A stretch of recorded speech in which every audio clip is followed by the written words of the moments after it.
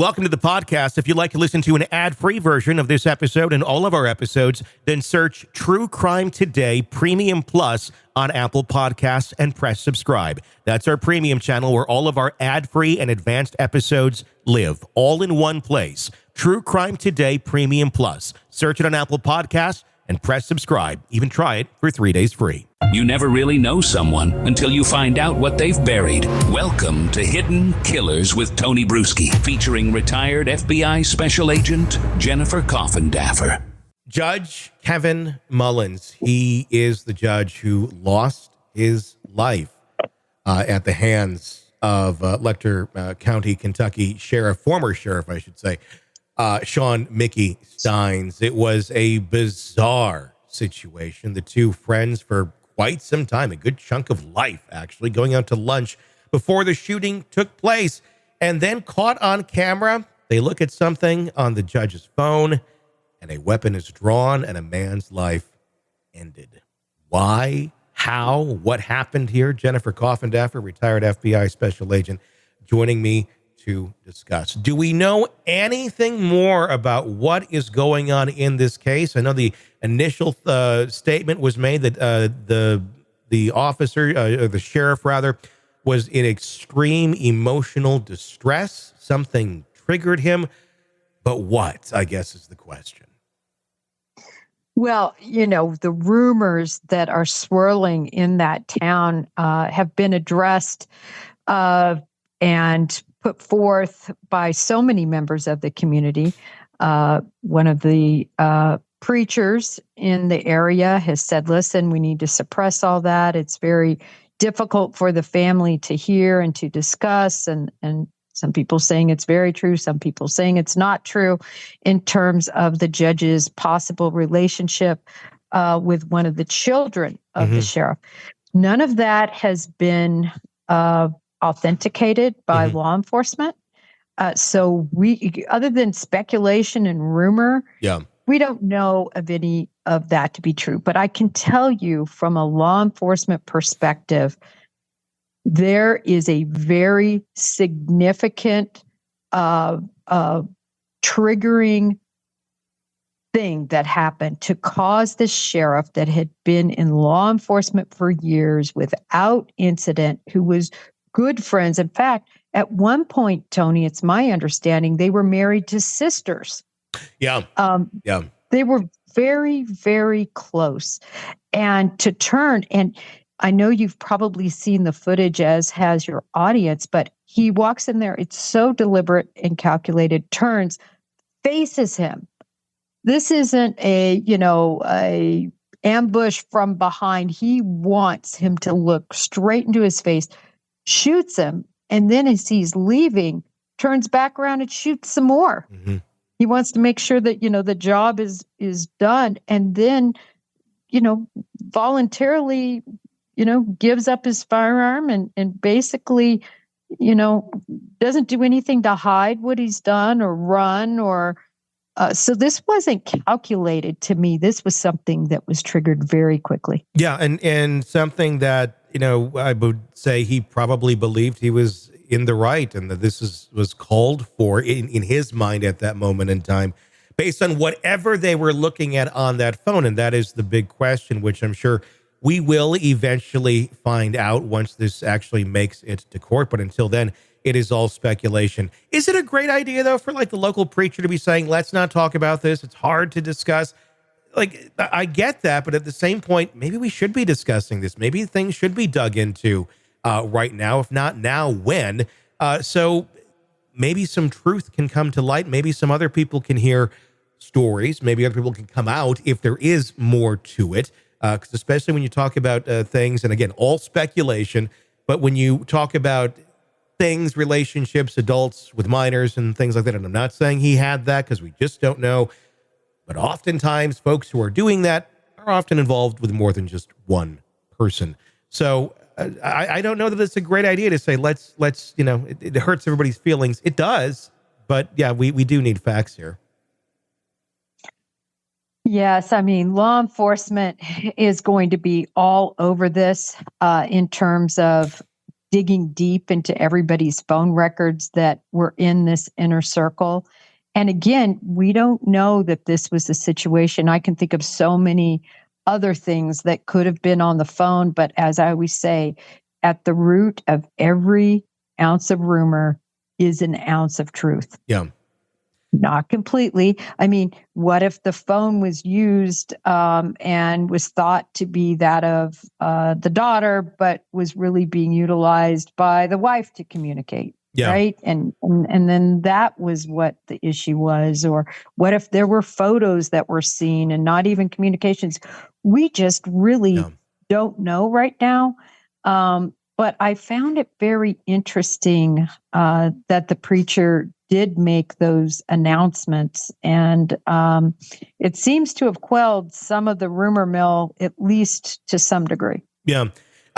There's so many questions as to what took place here. How do you think, number one, that this will make it to trial, considering just how blatant it is that, it's on video, he shot him. There's no question that he shot him. I know he's pled not guilty, but are we going to see this go to trial with some sort of defense of emotional distress or something of that nature?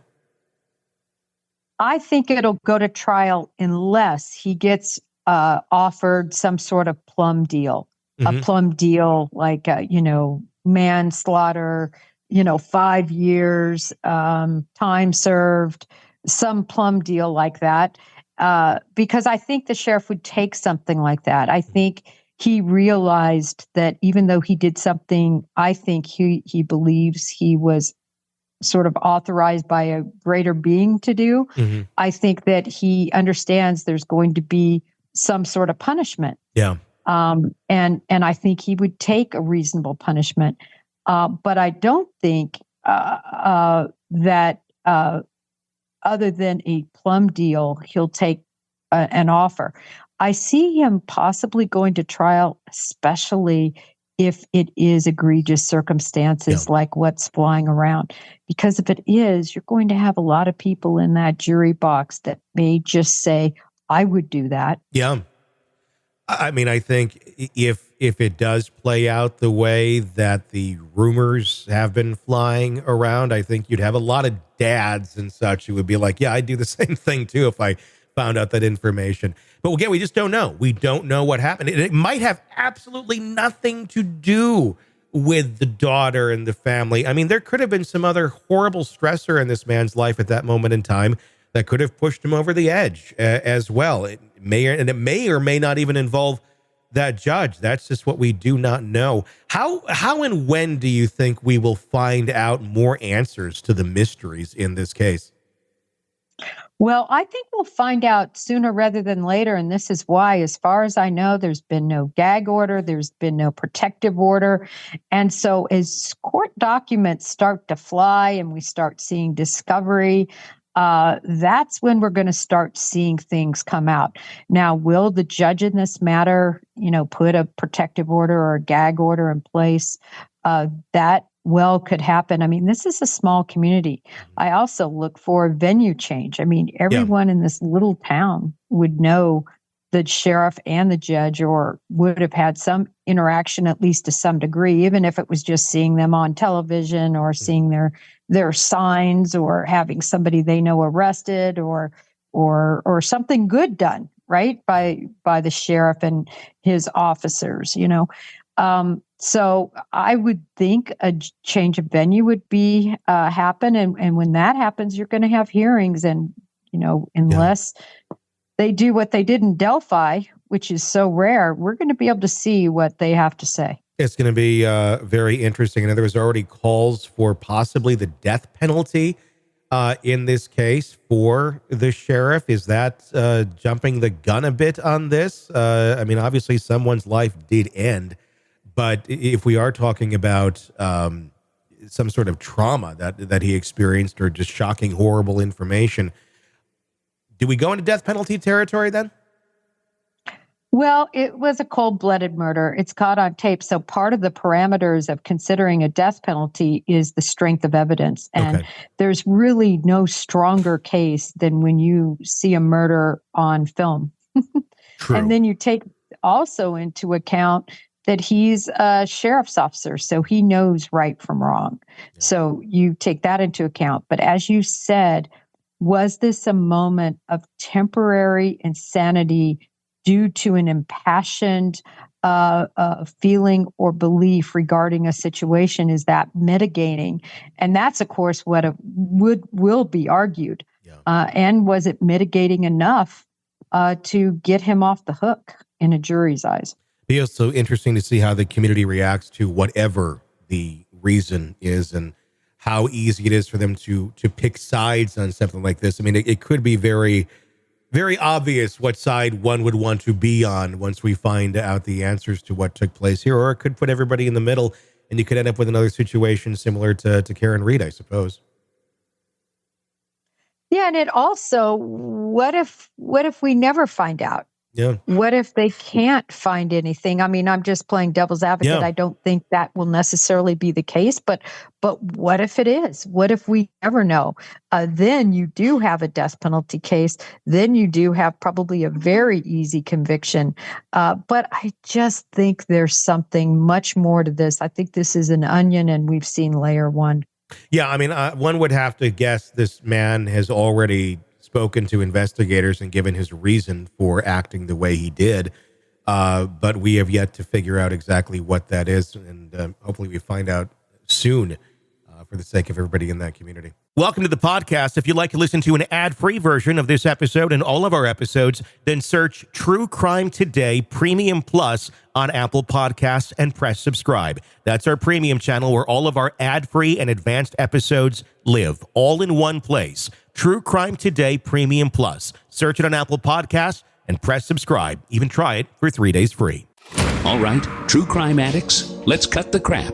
You're knee-deep in the gory details of your favorite podcast when suddenly a commercial hits like a bad meal. Seriously?